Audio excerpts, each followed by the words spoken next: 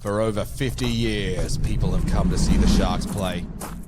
Talent, skill, speed, intelligence, elite-level athleticism.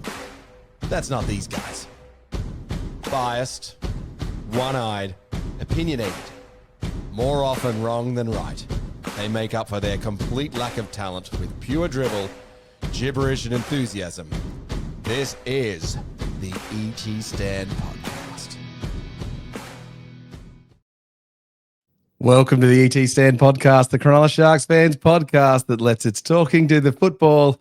We've got a special guest who's pretty keyed up to do so. Let's some talking do the football for her. We have Kelly Burke, Manly super fan, and she might be guilty for being a former Manly Seagulls cheerleader as well. I'm going to hit the Cronulla Sharks music, Kel, just to get you ready for maybe the Sharkies music coming on later. Thanks for coming on the show. How are you, mate?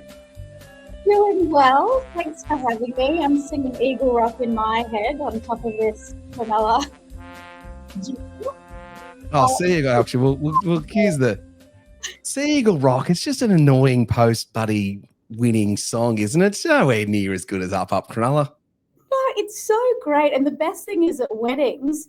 Have you been to weddings and see what happens when Eagle Rock is played? Well, it didn't happen at your wedding, did it? Anyway, it's a festive song that everyone loves. Eagle Rock. It is a festive song. Well, a lot of the friends' weddings of mine, the Up Cronulla gets played. So that's also a bit of good fun. And look, the teams have obviously got a lot of similarity, both being beach teams. So we'll get to that. Now, you know that the Sharks typically lose to Manly. We got like an horrendous record. So we must be your favourite team to play against, aren't we? I do like Battle of the Beaches. I thought the last four you guys have actually won, to be honest. So it's always a bit of a scary battle. But, we always like being the better beach and beating you. Do you think Manly Beach is the better beach? Yeah, I do. I grew up on the beaches, so North's where it's at. All right, fair enough. All right, well, look, it is a Saturday game this week, and the game is being taken to Perth. So there's no home ground advantage, except it's a Sharks match technically. As the Sharks welcome in the Manly Seagulls. The big news coming out of Manly, Kel, is your favourite. How heartbroken are you? It's been a tough couple of weeks. I took it hard at first, and I was rabbit holing into all of the info out there and everything in the media, and now it's incredibly confusing as to what's happened, but it's not good. The headline is it's not good. I'm really heartbroken. If he goes to another Sydney team, I actually just don't know how I'll possibly manage. I think I can kind of come to terms with maybe a Queensland team, like a front flip. I've been seeing a few reports. I think Buzzy reported something about him potentially front flipping to the Titans. Maybe I could manage that, but long story short is there's a heap of noise, pretty sick of being asked about it. I think when we played Para, I felt like, the noise isn't getting to the boys. Like, boys are showing up, things are great, but I've heard in the last week or so in the dressing room, like the vibes are not high, it's taking a toll, and we obviously looked pretty lethargic and flat on Sunday. Well, Storm are a tough team though, aren't they? Yeah, and they're full strength. Like, I was just praying Hughes didn't get to play, but somehow came back after a broken hand 2 weeks later. So that was like a bit of a last-minute spanner. And we got belted into the core of the earth. Yeah, well, there is that, isn't there? All right, well, look, solution. Look, it's a tough situation for Cherry Evans. And so I thought it was interesting how he handled it by just declaring that he was leaving. And maybe my take was maybe he wasn't getting offers because everyone just thought, Manly will just come in at the end. And so by announcing that he's definitely leaving, it means that he can actually seriously take offers and people might actually consider it. And yes, do you think he handled it poorly, Cal? How could he have done better? Oh, it's such a tricky one because being a diehard Manly fan, he's obviously really bloody good and he has served us well over the last decade or so at Manly. And I honestly really want him to help us win a premiership this year. So, yeah, I thought going on air and declaring it before, telling his teammates or like for fans, it was just like, what on earth is going on? It felt weirdly handled, like going on the media on Channel 9 at 9 p.m. to declare it. And then for Manly to then, call up Fox or whatever happened next and then place an offer on air, like the whole thing's like a bit fishy and strange. And I've given up trying to work out what is the smear campaign and who's right and who's wrong and who's lying. But yeah, it's all a bit sad, to be honest. Well, it always comes down to the Bucks, and I think he probably thinks he's worth more money than Manly are probably prepared to offer him. And so they've got this standoff, and he's probably going to get offered more money somewhere else. All right, well, look, we've spent enough time. I guess he is your captain and your key guy, so we can spend a little bit of time on him. Let's look at this Manly team that's been named. Noticeably, no Turbo. So that's just got to impact your chances, doesn't it? Like, you just never win without Turbo playing. Hang on, big call. We do win without Turbo. We have great coverages in the outside back. 18th on the extended bench, we also have Talau maybe coming back. He's pretty good. He's a bit of a weapon. So is he an outside back? Where does he play? Yeah, he's usually in the centres. So I think if he came in, I'd probably move Lehigh to the wing. I prefer him on the wing and put Kohler at fullback because he's bloody smart. And very, very fast. So, yeah, I feel like we have coverages in the outside backs. Like, yes, Turbo's an X factor. I think when he plays, the whole team lifts. Like, he's just that bloody good. I feel like, and correct me if I'm wrong, but people are scared of him, like the opposition are. Oh, yeah, he's one of the 5 elite, like genuine elite NRL players. Yeah. I don't understand why you don't just play him for the second half of the season and wrap him up in cotton wool balls and. You just said we can't win without him. So I was going to say, I think we can win. I don't think we can win a premiership. Like, I think if you're deep in the finals, you need Turbo there. But I think we can win games with these outside backs. Like, they're pretty darn good. And they're very fast. I reckon we're the fastest in the game. You got the fastest team, do you? All right. Well, Ronaldo Mulatalo is pretty quick. So who's your speedster? Saab's very quick. Kohler's got still GPS records for 100-meter sprinting, like at school. He's incredibly fast, but everyone is bloody fast on our team. There should be an NRL running race. That would actually be. Well, they used to do that. The great Andrew Eddinghausen says that when he's asked, what do you want in a back line? I want just fast backs. That's what ET says. I just want. Well, he'd like Manly then, mate. Good team. Maybe. Fast team. Now, Ruben Garrick, of course, was the player who got torn up by Siosifa Talakai a couple of years ago, so he might be having nightmares of that one. Let's talk about your other half partner, Luke Brooks. How's he gone since he's switched across from your lovely husband's team? Yeah, I think he's doing a lot better at Manly. I think when he's got guidance from our mate DCE, rather than him running the ship, he seems to be doing a lot better. Like, he's got such a good running game. He's just like always in it. Like, you'll see in any of the kick chases, Brooksy's always there, wearing his heart on his sleeve. So I think he's fitting in really well. I'd be worried about putting him at 7 if we lost Cherry next year.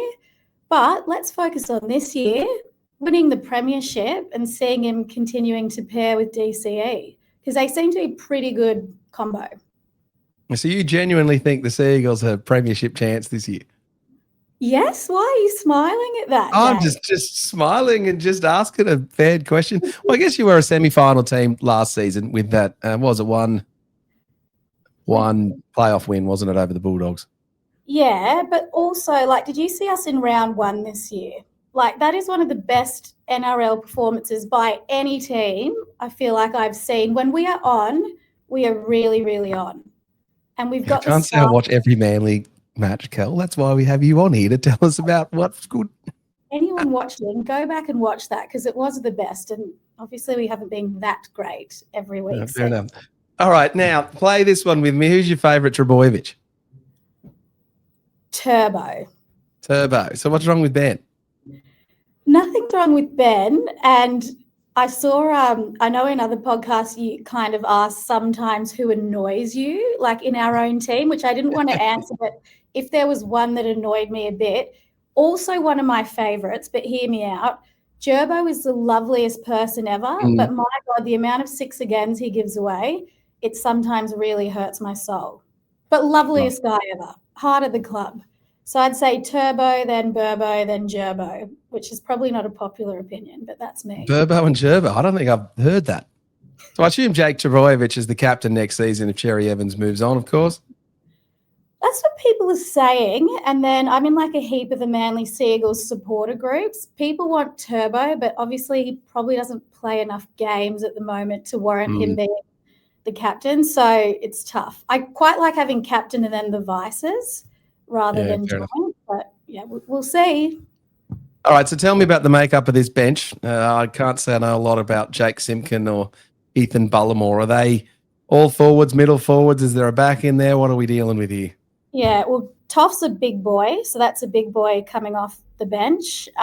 Bullymore, if there's any gamblers watching this, which there might be, he gets across the line. On this show, Kel. He's often in my multis as an anytime try scorer because he's usually paying around $5-ish and gets over more often than not. He's fast and big. And Brown's bloody huge as well. So Simpkin's a hooker backup, so he'll come in for Jazz. But Brown, one of my favourite sights of all time is Four Pines Park, Brown on the back fence and running off the back fence. Nothing gets Four Pines going than him running off. So Bully, Toff and Nathan are big, and I would say we've done that because you guys have some big boppers in your team. We do have some big poppers. Let's bring up the Sharks team. Siosifa Talakai, Toby Rudolph and Tom Hazelton on the bench. That is an absolutely enormous bench with Aiden Fanua-Blake and Kafusi. Obviously, the Sharks beat the Seagulls last year in that last round match, which ended up not really meaning too much. How are Manly going to turn that result around, Kel, against this big Sharks team? Yeah, I think we seem to always do pretty well off a loss. So I think we'll be pretty disappointed in last week. We need to pick up our defence. We let some tries literally straight through the middle last week. So I think we need to work on the defence. And as I was saying earlier, we are bloody fast. And I think in attack, we do some pretty magical things. Like I don't see many teams scoring the long range tries that we do. Saab just running like a gazelle down the sidelines is a sight to be seen. So I think we'll use the speed. I think we'll use DCE's kicking game. Like we often score off really cheeky kicks. And I think the one that I'd forgotten to bring up before now, but it's popped into my head because he's actually my favourite. It's Hamole Olakuatu's 100th game. Now, where he is incredible is he's so bloody scary and also big. He draws in so many defenders, and that allows us to spread and use our speed to get across the line. So I think for us, it's going to be speed. You've got some big guys, which is scary, but we've got some bloody fast guys. That's what Now, all right, well, at least, look, we don't have too many female experts on the show. Can you at least confirm for us that Nicho is the most handsome NRL player? Can we at least just put that to bed? He's handsome, but I just don't know about the always wet hair. What's your take? So you wouldn't go the wet hair, Kel? You don't like it? I just 24/7 wet hair. It's an interesting look. He is attractive. I'll give him that. But obviously I'm pretty biased, but I think Ruben Garrick's probably more attractive from our side. Yeah, of course you're going to say that. All right. Well, look, it would be amiss of me not to ask you, given that you're also ex-Manly cheerleader. So the Cronulla Sharks cheerleaders, is there a rivalry there between the beaches? What's the deal there? Are they the rival cheerleading squad back from your cheerleading days? So I'm probably going to show my age just in case things have changed a little bit. So what are we, 2025? I was a cheerleader for Manly in 2009 and 2010, and you have to be at least 18 to cheerlead. So I'm starting to show my age. But yes, I hate to say it, the Mermaids were always known as like the best looking squad. So it was a bit of a rivalry. They were the best looking squad. I must say I've been down to Four Pines a lot in the last few years, and my word, the Manly team are looking pretty good now. But back then, the Mermaids were the team. Hate to say it, but that is the truth. The Merrimack Mermaids. So the funny thing, Kel, I can never remember the name of the sponsor of the Mermaids. And I always remember they're like the Merrimack or the Medimac, and I'm just so sorry to the sponsor of the Mermaids. But if you were the sponsor of our show, then I wouldn't necessarily forget. All right. And when you think of the Cronulla Sharks and Manly playing against the Sharks, I certainly have a memory of specific Manly games. Is there a Manly game against the Sharks that you remember fondly or when you think of ex-Sharks matches, is there something you remember or something you think of? Oh, I'm a bit scarred from last year, obviously losing to you guys at our last home game at Four Pines, so that's not the best. We definitely smashed you guys when I was cheerleading, because I remember getting up and about. But when I think of you guys, I'm thinking of Gal for all those years, Big Gal. Yeah, I'm just hoping to have some good memories this weekend of us smashing you, to be honest, so I can have bragging rights for the rest of the year.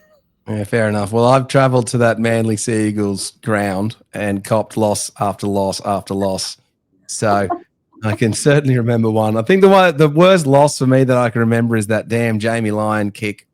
I think it was 2011 where Manly were down and then Jamie Lyon put a chip over the top, and you had a fast winger then as well who just ran the length and scored. And then there was another one where the Sharks got knocked out by Manly. I think it was 2013. We got knocked out by Manly in the semis. And then on the Chronicles this week, however, Kel, this one might be too old for you to remember, but in 2005, the Cronulla Sharks defeated the Manly Seagulls 68 points to 6 in what is our largest ever victory. So we're covering that one this week on our what we call the classic Cronulla Chronicles. Other than that, for Manly, give us a score prediction, Cal. You're obviously going to pick the Sea Eagles to win. Yeah, I'll go 26-18 is what I'm vibing to Manly. And your try scorer was for Manly was the guy off the bench. What was his name? Bullymore will get over, and I'm also thinking Kohler. He was bloody dangerous last week. He's the incredibly quick guy I was alluding to. So I think he'll get over too. And if you wanted one more, let's go Hamole for his 100th. He likes to score a try. 3 try scorers. All right. Gamble responsibly. And then how do teams typically score on the Manly Sea Eagles? Where do you let in the tries so that we can work out a Manly Sharks try scorer? Well, if you'd like to go off last week, just right through the middle, mate. Seemed to be right under the post. All right. So you'd maybe McInnes. For Noah Blake. Me? Yeah, I was going to say probably one of the big guys. For Noah Blake or Tom Hazelton. Yeah, he gets over quite a bit, actually. He's pretty good for multis. Yeah, he's a big bopper. He got 7 tries last season. So, all right. Well, look, that is our opposition fan preview with former Manly Sea Eagles cheerleader. I wasn't going to say how long ago you were a cheerleader, Kel. You still look like you could do it today. So, thanks, mate. Go Manly. Go Manly indeed. All right. Well, this was our opposition fan preview. We will be live post full time on the ET stand for our debrief, hopefully celebrating a Sharks win. But if not, Manly get up. Kel, you can go and leave us a comment in there. God, dancing on the damn thing. And in a couple of weeks, we're going to have Kelly's lovely husband's going to come on for the Tigers preview. We'll see if he does as well as you. So we'll get Robbie on as well. Mate, thanks for coming on. Good luck on Saturday. I'm sure I'll text message you during the game. And in the meantime, that was the ET Stand Opposition preview. Up Cronulla. For over 50 years, people have come to see the Sharks play. Talent, skill, speed, intelligence, elite level athleticism. That's not these guys. Biased, one-eyed, opinionated, more often wrong than right. They make up for their complete lack of talent with pure dribble, gibberish, and enthusiasm. This is the ET Stand Podcast.